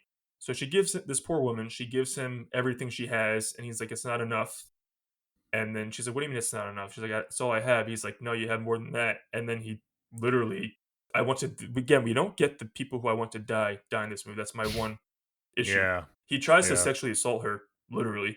Oh, But yeah, he Nora tries shows to up. yeah. Yeah, yeah, yeah. So Nora shows up, thankfully. And Yeah. he questions him and he lets him know, he took the doll from a toy store a while back when it burnt down to the ground. So then Norris is kind of putting things together, but he obviously doesn't believe anything. So Norris tells Karen, he goes, I was there that night. Charles Lee Ray died, and Eddie Caputo fled the scene. So again, Karen's like, well, now he's like, well, let me take you home. Did you get your answer? She's like, you didn't find out anything. She's like, no, I did. Now I know that Chucky is Charles Lee Ray, and now I just need to know where he lived. So this is another crazy thing. Norris tells her his address, but then he's just like, forget about it though, go to bed. But obviously, if you tell this woman where Charles Lee Ray lives, you know she's gonna go there. But he just Yeah. calls her insane. He's like, all right, go to bed. So after that scene, Norris again, that scene in the alley, I just want to say, Chucky, we don't get to see the two, in my opinion, the two biggest assholes of the movie, her boss and this homeless, man. They don't bite the dust. They just get away with all that shit. Pisses me off. Yeah, Uh, well, because you have Chucky in this movie on, like, a hyper specific mission. He wants to kill his right, former partner, right. He's and not just now having fun yeah. killing yet. Yeah. No, no, yeah. So, yeah, I just wish that they maybe like came back to like yell at Karen, like her boss maybe came to yell at her for not being at work I at agree. her I apartment, and agree. then I mean, maybe got killed off. Yeah. one of the biggest critiques is there's not enough kills in this movie. The characters that should And have been killed, you know? I agree there's character that should have been killed, but I actually think the lack of kills works for the tone of this movie Come because, on. yeah, I Come do. But there are on. kill, but then the next kill is fucking crazy. This is the So, best kill. Yeah. This is, well, like, yeah, probably well, my first favorite scene. Norris, yeah, okay. After Norris takes Karen home, he goes back to the office and he grabs Charles Lee Ray's file, and he takes it with him in the car, and then Chucky ends up being in the car and he attacks Norris. I think this is a great set piece for the budget. I mean, literally a car hitting things, crashing. So he gets into a crash because Chucky's literally trying to stab him through the seat with a knife. I always love shit like that in horror movies. I know, yeah. When you're trying to stab him through the seat. But, so they crash and And he Chucky's somehow gets how did he get under the seat? He started stabbing from below the seat. Like, if you know car seats, well, he like, can go how under, he does can he go? he's a doll. He's a doll. He can go under the Yeah, but cushion. how can you even fit a knife straight up under a seat? Like, Are you seats aren't that asking these high. you're No, I asking think these it's questions funny. in a movie about a killer doll. No, I'm not saying it shouldn't have happened. No, I I know. loved it. It I was know, I great. know. Yeah, yeah. It was No, I know. funny. I was laughing at it, yeah. But, so after the car crashes, Chucky's pretty much, like, taunting him. He's like, "Hey, Mikey. Hey, Mikey Norris." I love his voice. It's so Yeah. good. So Norris, he tries, like, shooting him. He, like, firing off a couple shots, and then he finally, as Chucky charges him with a knife, he gets a shot off at Chucky, and Chucky feels it. We even see blood come out. So now we know that Chucky's not literally just a doll. He still bleeds. He still feels pain. Mhm. So obviously after that scene, Norris is like, "Oh, shit. They were right." So then after that, we cut to the next day, and Karen, she shows up where Charles Lee Ray lived. It's like a shithole. It's a rundown place, but we see a bunch of creepy dolls and mannequins, and we also see voodoo paintings on the wall. So we know that Charles Lee Ray was into some crazy shit. Obviously, that's how he knows the chant and all that. But then we really find out why he knows all the voodoo shit in a minute. So Norris shows up. He tells her what happened, and he tells her, Charles Lee Ray's nickname was Chucky. So you think he would tell her the night before that when she put two and two together, but he left that out. Confirming that his nickname was Chucky and the doll's name is Chucky. I mean, come on, dude, help her out a little bit. So he said Chucky used to spend a lot of time with this guy named John, and we have to. She says we have to find him before Chucky does, and then we cut to your favorite scene, which is with Chucky and John. Um, so John is this voodoo expert, and we find out he taught Chucky all this voodoo shit and chants. So Chucky's already at John's, and he's like, "Yeah, the voodoo worked, but I got shot and it hurt like a bitch." So then John tells him, he goes, "The more time you spend in the doll, the more human you'll become." And Chucky's like, "You taught me this, and now you're gonna get me out of it." And John's like, "I'm not gonna help you because you pretty much used everything I taught you for evil acts." I like John. Poor guy. Really poor guy. He's trying to be a good dude, but he taught the wrong guy this shit. So Chucky's like, "I Yeah, knew he's you gotta would be do more this." selective on who he Yeah, gives this stuff yeah. to. I mean, geez. I mean, yeah, he really picked the wrong guy. I mean, he picked the Yeah. Chicago Strangler to give this Yeah, advice to. exactly. So yeah, so Chucky tells John, he's like, "I knew you would do this, so I was prepared." So we see it is pretty awesome scene that Chucky, he made a voodoo doll of John, and he literally breaks the doll's leg, and then John's leg Oh, did breaks. Chucky Awesome. make that? Okay. Yes, because John taught him all this shit, so Chucky Okay. had that doll. Yeah, yeah. Because Because he John wouldn't says have a a voodoo line doll like of. well, I thought he did because he says a line like, "I found your voodoo doll," or like, "This is your voodoo doll," like, "This is your doll."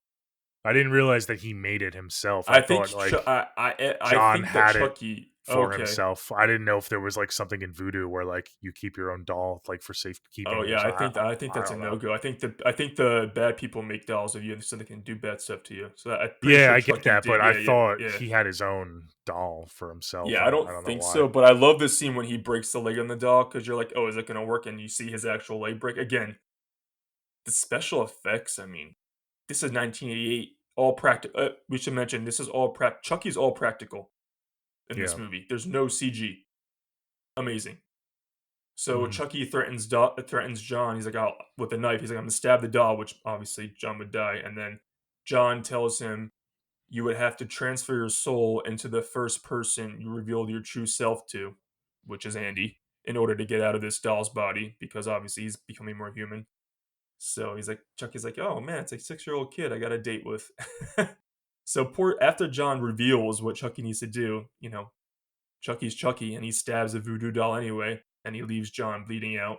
And of course, once Chucky leaves, Karen and Norris arrive, and before John dies, he does give Karen, gives her the heads up, saying, you have to save the boy before he transfers his soul into him. And he says the only way to stop him and kill him is to get him through the heart, because Chucky's turning human. So go for the heart, go for the heart. You love that scene. You want to comment on that scene before we move on to the next scene? No, I mean, you pretty much covered it all. I thought it was great. I wished all the other kills were, like, to this level. I thought it could have added that balance that you think the movie has. That could Okay. have added the balance more for me because, again, it wasn't as, intense for me, this movie, so if it woulda had more of those, um, really extended, like, kill sequences, it could have, like, made the movie more fun for me, but it was toned back, and, you appreciate that, but, yeah, I wish we got more kills overall, and the kills we did get, this was the best one. How many total kills are in this movie?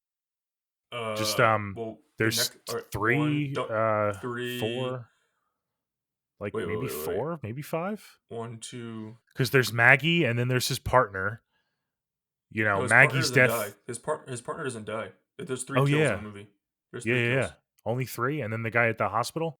which is, yeah, yeah. Yeah. Because like I said, this movie is So about the introduction to this world and the no, it's introduction to fine, Chucky and the but, like, suspense. Yeah. 2 of the kills are, like, forgettable. Like, really, the big kill Really, for me was the two? voodoo The guy. next Yeah. kill's forgettable. The next kill's forgettable to you. We're gonna get there in a It's minute, okay. but Yeah.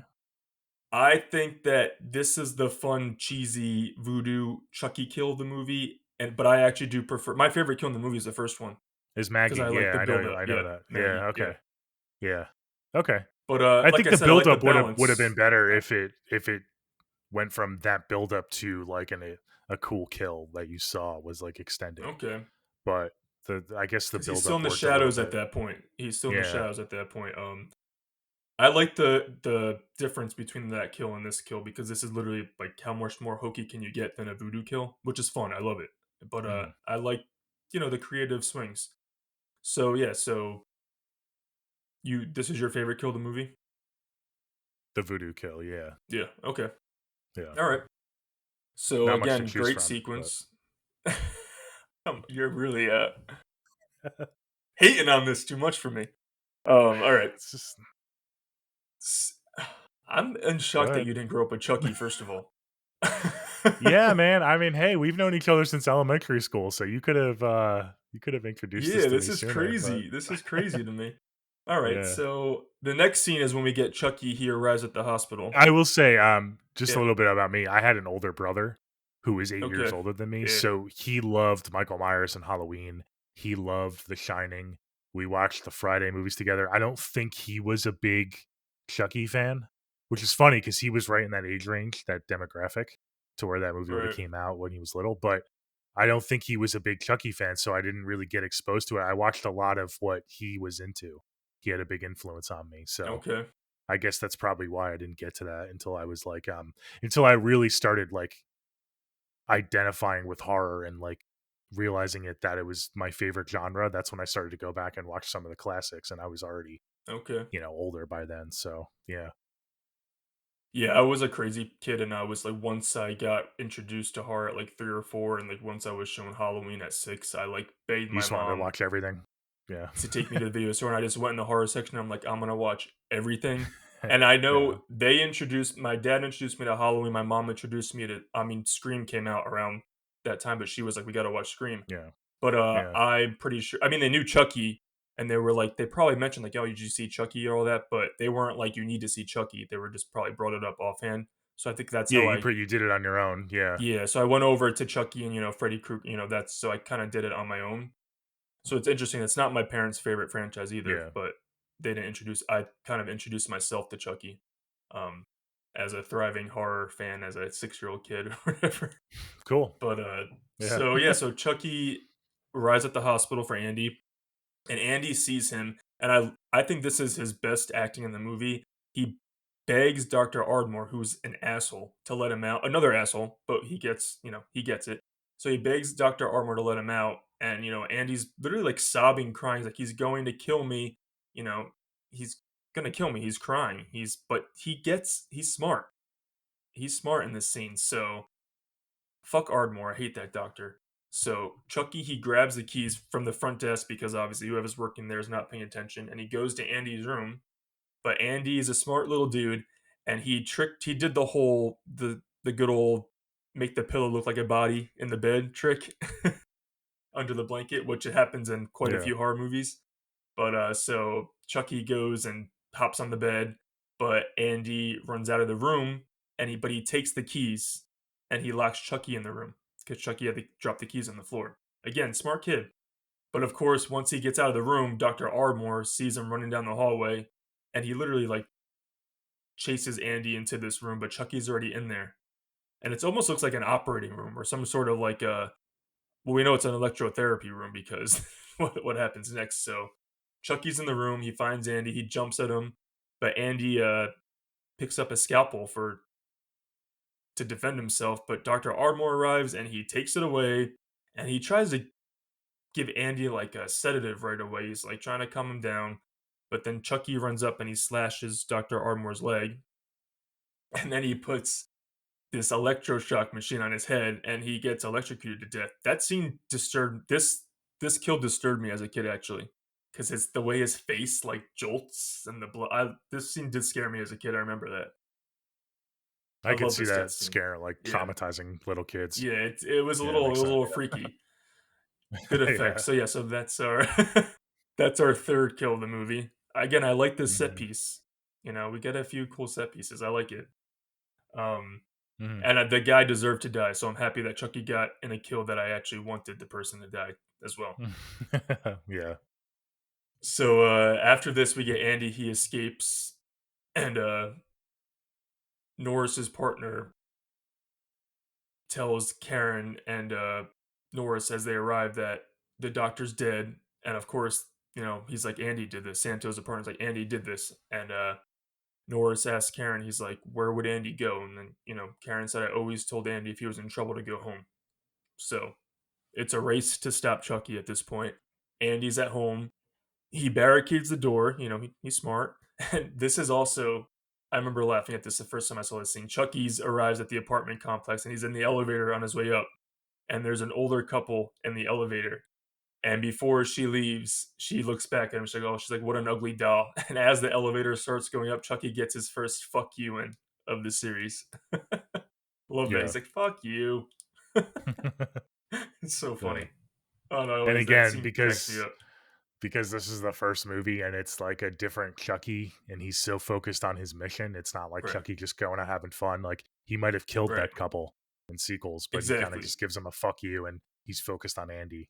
Yeah. right. And we're not getting the like nonstop one-liners yet. So that, along with the "you stupid bitch," is really like the only couple one-liners we get. We won't get the iconic, humor as he's killing people yet. Yeah. Uh, so Andy, he's hiding in his room, his bedroom closet, and he grabs a baseball bat for protection. Again, this he's doing everything he should be doing in these situations. So he has a baseball bat. Chucky arrives, and we get this, I think, is an iconic shot of Chucky like slowly walking down the hallway with a knife, hunting down Andy. Um, so Andy's hiding, and he goes to swing at Chucky, but he obviously misses. And then it's a chase through the apartment, and Chucky hides, and he ends up hitting Andy in the head with the awesome line. He's like, "Batter up," and then he whacks him in the head, knocking him out. Again, little humor, like little tidbits of Chucky humor in this, which I think work. Um, so then Mhm. Chucky, when Andy's knocked out, he starts performing the chant, "Da de due dembula," and Norris and Karen arrive, and he's almost done with the chant. We get the whole lightning starting and all that, but obviously Karen intervenes and she grabs Chucky and she throws him. And then Chucky just goes berserk. He attacks, he stabs Norris in the leg. You know, Norris is pretty useless. And then he runs away and hides. And then this is when Norris tells Karen to stay with Andy, which is still good. He's doing good. And he goes through the house and he looks through Chucky. You know, he has his gun ready to shoot him. But he's so useless because right away Chucky just, you know, charges him with a bat and pretty much he's out of commission for the rest of the finale. He can't do much to help him. He actually does nothing to help them for the rest of the finale. It's again, it's all on Karen. Yeah. So after that, Karen she shoots Chucky, but after she gets one shot off, her gun gets jammed and he attacks her.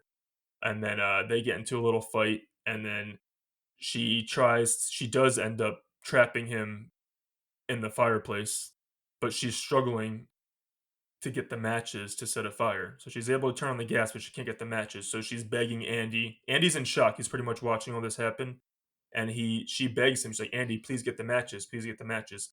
So Andy gets the matches, and this is my favorite Andy line in the movie. This is when I'm like, damn, Andy's a badass.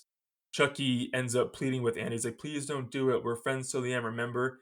And then Andy goes, this is the end, friend. Oh, I love that line. Love that line. And then he sets Chucky Mhm. on fire. And we get an awesome, awesome showcase of special effects of Chucky. He's running around the house on fire, and then he eventually collapses. Um, that this is the end. That line got me. I love that line. This is the end, friend. So then they go to check on Norris because he always needs help. And this is when I think Karen makes a dumb decision, the only dumb decision of the movie. She sends Andy to go get a first aid kit alone. And he notices that Chucky's gone. So he goes to run back to his mom, but Chucky trips him. And we see a burnt, crispy as fuck Chucky walking down hunting Andy. That, again, practical effects. It looks you guys have to see the movie to get the visual, but it's a creepy image of him walking you know, hunting down Andy. But you won't know you have to watch it to visualize that. It's pretty sweet, good stuff. So Andy ends up getting to the bedroom and Karen's, you know, trying to close there's two doors, two entryways, and she's running from door to door trying to keep Chucky out. And he starts stabbing through the door. Again, I love shots like that. Like her face is right up against the door, and he starts stabbing through. Again, we see it all the time in horror movies, but something about a knife going through the door trying to stab someone gets me in the feels. I love it. So he's pleading with Karen. He's like, "Give me the boy, and I'll let you live." Um, so he ends up getting in the room and chasing them out into the apartment. Again, Norris is doing nothing. He's just like laying there. I know he's stabbed, but dude, help him out a little bit. So Karen does end up getting the gun and she shoots him multiple times. She shoots him in the head, his head flies off. She shoots him in the arm, his arm flies off, his leg, but he's still slowly moving. And then she shoots him with the rest of the bullets and he seemingly dies. And then Norris's partner shows up, Santos, and they're aiding Norris because he's the one who needs help in the situation. And he tells Santos, he knows the kid was right, the doll's alive, and obviously he doesn't believe him. He's like, all right, go check in the hallway, see what you see, but don't touch him. So Santos again, he goes in the hallway, he gets Chucky's burnt head, and he's like playing with it, and he brings it back, and he's laughing. He's like, "There's no way this thing's alive." And then Chucky's body, because he has the head, pops through the air vent and starts choking Santos. But again, Karen, not the cops. Karen saves the day. She takes the body off of Santos, throws Chucky, and then she tells Norris, because Norris has the gun, shoot him in the heart. So then she shoots him, he shoots him in the heart, and Chucky's slowly dying. And then we get Chucky saying before he dies, "Hi, I'm Chucky, wanna play?" But as he says play, Andy just finishes off. He goes, "Play." I don't know, I like that part too, because Andy's pretty much like saying goodbye, you're dead. And then we get the end of the movie. Santa's like, "Who's gonna believe us?" You know, and they all leave. And then the last shot is Andy walking out of the bedroom, closing the door. And then we get a freeze frame on his face. Close the door. End of the movie. Child's play. I love the finale. Norris is useless. Great burnt Chucky. My favorite part of the finale is this is the end friend, and then Andy puts Chucky on fire. Yeah, yes, this movie is my childhood. I do love the Child's Play franchise, and I like the more serious. I like 1 through 3 and Bride of Chucky the most before we get to Crazy Seed of Chucky. So yeah, this movie is top tier in the franchise for me. Okay, yeah, that's it. I like the ending too. I didn't think there was anything wrong with it. The practical effects, I said in the beginning, that was one of the strong points. The burnt Chucky, yeah, guys, you gotta like see that for yourself. Really cool. Um, Fucking Norris just pisses me off. Like, come on, dude. Like, He's so useless. Like you should have just been like, all right, go up to the apartment by yourself. I'll wait down here at that point. yeah, I know. Yeah, Again, I he love was. Chris Sarandon. He's iconic, but Norris He's is a my dumbass. least. He's my least favorite character in the movie in terms of like the choices he makes and stuff. Like, Yeah. just yeah. I wish he And died. again, the actor Chris Sarandon plays him well. It's just the character's stupid in a lot of Yeah, he should have scenes. died. Useless. Yeah. I should have died. Yeah. Oh, I'm kind of happy Yeah, I he guess survived though. that's Child's Play. We have two very different takes, it seems. So, this is going to be interesting. That's an understatement. I still Yeah. can't believe I'm like This might be classic our Chucky. Yeah. last ever episode of the podcast, guys. I don't know if we're going to be friends after this review and this rating that I'm about to give this movie, but Oh, yeah. oh god. Yeah. But let's get into our never split up moments first. Why don't we do that? Yeah, and you won again, so you get to go first. And again, Mhm. this is your arena. It's a slasher movie, so you got first dibs on a slasher movie.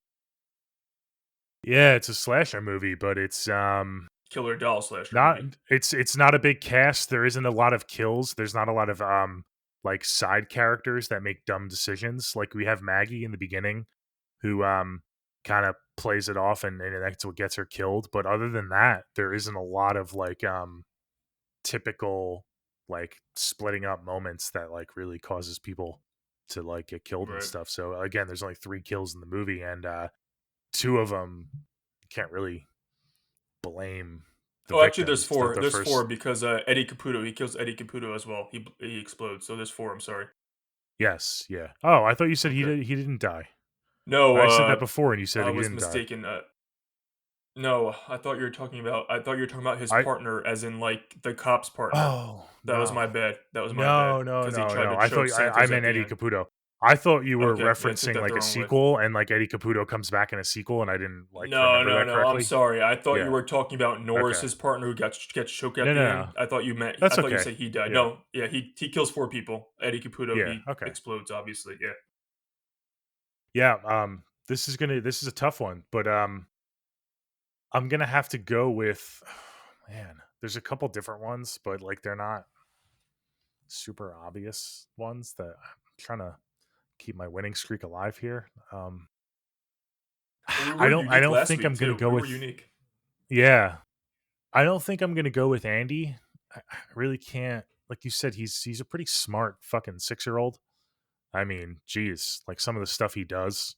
I don't know if I would have thought of that. I mean, he's really he must have took some survival courses in kindergarten or something because he does a pretty good job. But yeah, fuck. I'm gonna have to go with I'm gonna. I hate to do it, but man, I'm stuck between two. Um, I didn't have one even going in. Usually, I prep for this, and during my in my notes, I put a never split up moment, or a couple, but I left that blank this time because I wanted us to go through the movie together, and then I could Yeah. have thought of it organically. And I did think of a couple, but man, uh, it's between. I don't know if I should say what it's between because I don't want to like give away the other in case you were thinking of it. But I'm gonna go with Norris.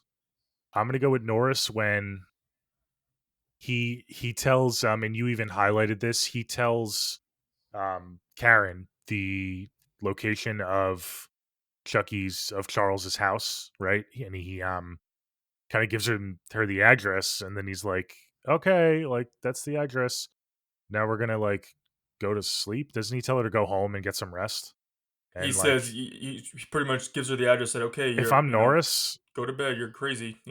if I'm Norris, not only do I see that she's like hell bent on Right. like figuring Sh this mystery out to save her son, but at this point, I'm like curious.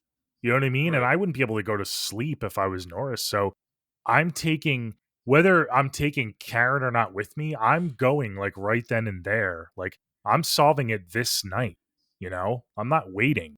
Like what the fuck is going on? Like something's going down. right. Either it is Andy and the mom's going crazy or it's not, but either way I want to figure this out. So let's do this now. So the fact that they split up in that moment and he kind of gives her the address and doesn't like investigate further. I think that was pretty poor decision. They could have like Yeah, he maybe gets nipped the it in the file pretty much to take home and, like, go home and, like, look at Charles Lee Ray file, but he doesn't go, like, to yeah, the yeah. house. They could have nipped it in the bud, right then and that night, and And I wouldn't be able I to would also say, go like, back for her home safety if I reasons, was like, he'd be like, Norris. "I'll give you the address, but only if you're coming with me." He literally gives her the address, and, like, it's not safe for her to go alone. She doesn't end up going alone because he I has an know. interaction in the car, Well, but I mean, in the first place, he gives her the and she address, ends up like, being a thinking much more capable character than Norris is when she has to defend right, herself. So, right, but it's like you're sending a yeah, woman, a single mom, to, like, God knows where in Chicago, like, we already see what almost happened in the alleyway, I mean, come on. I know that happened yeah, that yeah, happened actually before that, and he still yeah, So yeah. that's Before that, I know. Your Norse Yeah, giving if I her the was Norris, I would address, have been yeah. like, "All right, let's go." At this point, like you're obviously hell bent on this. I'm not going to leave you alone. That was Okay, pretty silly. Yeah, that's a good moment. it's a tough one to pick, but that's my moment. So, what Yeah, about you, I'm between 2 as well, um, and I might have to go with the first one just because Maggie? I can say the 2. Mine are the Maggie seeing the chair blocking the she's the chair pretty much barricading her inside the apartment, and then she sees, like, the sugar spilt on the floor, but she still is like, "Oh, it's just the Yeah, nighttime willies," when there's literally yeah. visual That was evidence my that other something one is too. That barricading was my the runner door. up. But my Yeah. other option That was is my when runner up Cat because that's and the I don't think most I'm obvious one because it's the most yeah, like yeah. typical It's slasher moment where like, the killer, like, "What are you doing? What the the fuck are you character doing?" doesn't take the killer Literally seriously and literally, yeah. "What are you doing? Yeah, like Get out." screaming at the movie Um, TV. Yeah. Yeah. yeah, I was, every time actually, when I watch it more, I'm like, "Damn, she really is a dumbass in in that part." But, I was torn between that one and the end when Karen, like, sends Andy to get the first aid kit alone because, but I think I'm Yeah, gonna that go was with the pretty Mag one stupid. because she thinks you should never assume I mean, this is a Scream reference, but the killers always come back, so you shouldn't assume that they're dead. But so she just sent her kid, like, to go get a first aid kit when she stays with Norris. I'd be like, "We're gonna go get the first aid kit together and then come back." But I think I'm gonna go with Maggie just for the Yeah, like fact after that everything that happens. she yeah. So Okay. they're and but I like Karen too much, she can have one dumb moment. Uh, I'm gonna go with Maggie because I mean, she knowingly put herself and Andy in harm's way because it could have been an actual like guy who came up the fire escape and an actual killer like in their house, and she's still she doesn't know it's a doll. There could be an actual intruder in the house. She's like, oh, it's the nighttime willies. I'm just gonna ignore it. So yeah, I'm gonna go with Maggie ignores the barricaded door and signs of an intruder. It led her to die. So I'm gonna go with that one. Yeah. Can't get Okay, more never there it split is. up Those than are our leading two to someone's moments. death. Yeah. Yeah. Okay, awesome. So we'll post that poll as soon as we post the episode. And please vote on that. We're getting some good votes, some good turnouts the last couple weeks. So please, if you're listening, I know we're getting a lot more listeners than voters. Please, we want to hear from you guys. Even if you don't agree with either of us, leave us a comment. Let us know what moment you would pick. Right, yeah. Maybe we didn't talk about a moment that we skipped Agreed. over that, we just totally, I mean, we make mistakes. So we're not perfect.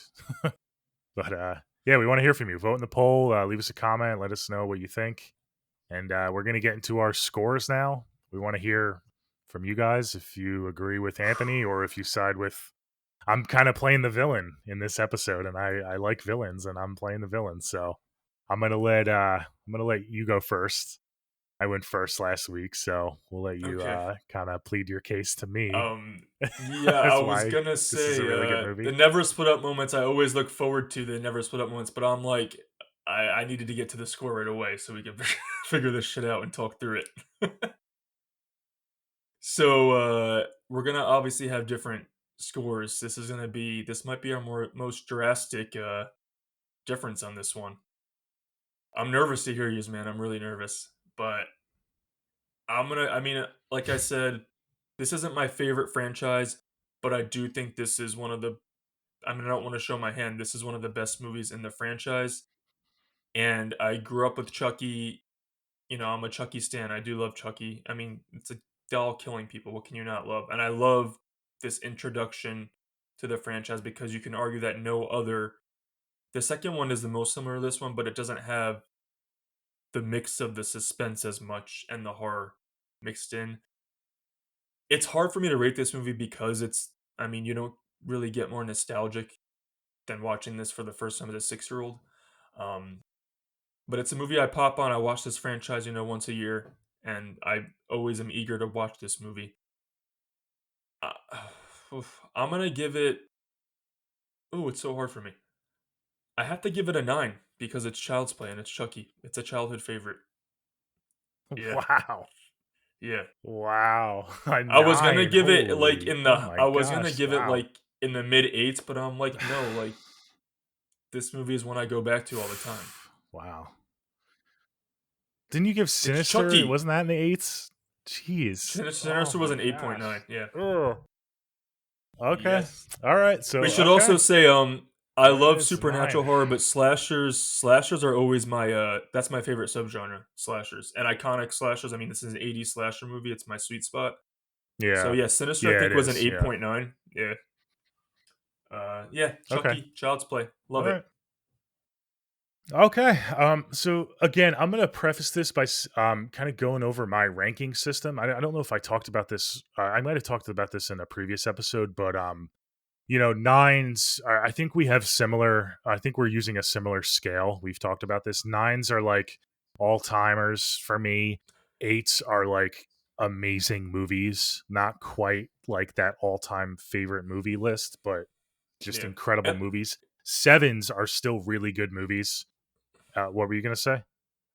I was just gonna say, like, this is not like one of my favorite horror movies. It's a special one to me. So I wouldn't say it's like an all-timer favorite. It's just one I adore Okay. and I'll Well, always go that's why back to. it's yeah. Well, it's a Do you know what I'm trying to nine, so say? it's How kind to of right on that differentiate? Yeah. borderline for you, I guess. It's Yeah. just it's one that I'm always gonna go back to and cherish, I should say. I'm not saying this is one of the best all-time favorite horror movies in my opinion, even for me. It's just it's special to me. So yeah. That's why it gets a 9. I was gonna Okay. give it like Yeah, and an as I was 8, saying, high yeah, 8. sevens Yeah. sevens are still really good movies that I'll go back to. Sixes, when I get into the sixes, I've rated a couple of these movies so far. Sixes, they're good movies, and maybe I'll go back to them. But they're not, great. And then below anything below six is like five is pretty mediocre for me. Like it's pretty forgettable. I probably won't watch the movie again unless there's a specific reason to watch it. So, and then obviously below five is like you real get the real crap. Yeah, below So, 5 is with below that being average. said, Yeah. yeah, yeah, I would say like I 5's guess because average. To me, five is 5 like is in the middle of ten. average, So and then by 6 is definition, fine, you know what I mean? Yeah. yeah, Yeah. Alright, rip the yeah. Band-Aid off, man. So Rip the Band-Aid off. again, this no, I mean, this is tough for me too because you have the franchise and you have Chucky the franchise. So like looking at this first movie through my scale, like if this was a standalone movie, I probably wouldn't ever watch this movie again. It didn't strike me like it was a fun, like enough movie. It had some cool practical effects, but because it's part of a franchise, and I Ugh. will go back to it to watch the franchise through. I'm gonna give it. I'm gonna give it a Do I have six to out get of a 10. shot to hear this score? Okay.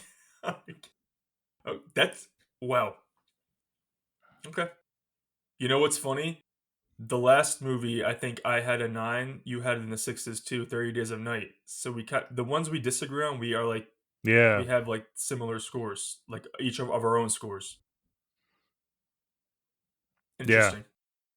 Yeah, Okay. I So would it's it would above have been, average for it you, would have been in at the least. 5s for me, but oh, yeah, yeah, it's 'cause it does have some highs, like I said, the practical effects, I gotta give a nod to the practical effects, some of the stuff was pretty cool, but just kinda it's on the borderline of, like, I only give it it's in the 6 range because it's part of that franchise, so I understand it's the beginning of Chucky, and it's you have to kinda recognize that, the same way we recognized Black Christmas, the original Black Christmas for starting the slasher genre, you have to Right. recognize it's the beginning of one of the iconic horror movie villains of all time. So Horrorville. Yep, yeah, that's true. yeah. So there you have it, I guys. can't believe I never knew this about you, that like you weren't really high on the Child's Play franchise. I never knew this about you. Yeah, yeah. We Because find I out love something new slashers when too. we record this. Yeah. I know. Yeah, yeah. So there you All have it, right. guys. So let us know what you think. Do you side more towards Anthony? Do you think it's a great movie like Anthony, or do you find it more, um, you know, towards mediocrity like I do? I'm a little bit more towards the 5, but that's it. That's it. Yeah. There's nothing more to say, is there? Do you have any final comments before we wrap it up? No, let us know what you think of the movie, especially I want to hear now because we have two differing opinions. So let's communicate in the comments, vote in the polls, and maybe leave a comment of a few movies you want to see us cover in the near future. We like some suggestions too. Yeah. Yeah. We definitely want to start taking some suggestions from you guys. And again, I want to do a little disclaimer. I know I'm in the minority here. I'm not trying to like say like you're wrong for liking this movie. Like I know these movies, especially in the horror community, are not beloved, but they're respected, and there's you have some diehards as well. Um, So I know I'm in the minority. I know most people are going to agree with you, Ant, but I have to stick to my guns and Well, that's the be beauty of honest on this film is that podcast. I'm not gonna like that's cater to a yeah, movie just because it's popular. I'm just gonna give my honest opinion and what I feel, and I hope you guys appreciate that and can respect that. So and it would be so boring if every single person had the same opinion about every movie. So I love when people have different opinions. I'm just breaking my heart a little bit on this one. But yeah, 6 is above average, so I'll take it. yeah, yeah, yeah. Why don't we remind everybody the movie for next week? You want to shout that out? Yeah, last week we announced Child's Play, and also we're going to be doing the menu. So definitely go check that out. It's on HBO Max now. So if you have HBO Max, you can stream that. It's a 2022 movie, just came out a few months ago. Anna Taylor Joy and Nicholas Holt, and who else is in it? A couple other Ralph Fiennes. actors. Yeah. Ralph Fiennes, yeah, obviously, yeah. It's a pretty good horror satire. I think if you enjoy horror satires, you'll probably get a kick out of that one. And not to play my cards too much, but I had a good enough time with it, and I think most people will. And we'll get into that next week. I'm excited for that one because it's another new release. So I love talking about these newer movies. It was a great year for horror movies, for sure. Awesome. That made your top 10. Yes, it did. My number 5, Okay, so I'll have a lot to say about that one. yeah, awesome, great. So that wraps it up, guys. Again, vote in the poll. We want to hear from you. Subscribe if you're on YouTube. Give us a like. Subscribe to our channel. We could really use it. We really appreciate it. We're still trying to grow our YouTube, so anything anything helps. Leave us a comment. I don't know if that helps the algorithm, but if you Yeah, could just I try to think interact liking with it us, and commenting, yeah. share it with your friends if they like horror, just Hmm. like movies in general. Yeah, we've gotten a couple different shout outs on Twitter and stuff. So thanks, guys, for doing that. We definitely love to see those shout outs because we want to keep growing this community. So we appreciate that. And hope to see you next time. Until then, you can find us on Twitter and Instagram at neversplituppod. Again, that's at neversplituppod on Twitter and Instagram. We're going to post the polls on Twitter. The polls also going to be posted on Spotify if you listen to us on Spotify. And then towards the end of the week, we'll post the poll on Instagram. We'll post it as a story. So if you follow us there, you can vote on Instagram as well. So there'll be a few different options to do that. And yeah, that's it. Have a good one, guys. See you later. See ya.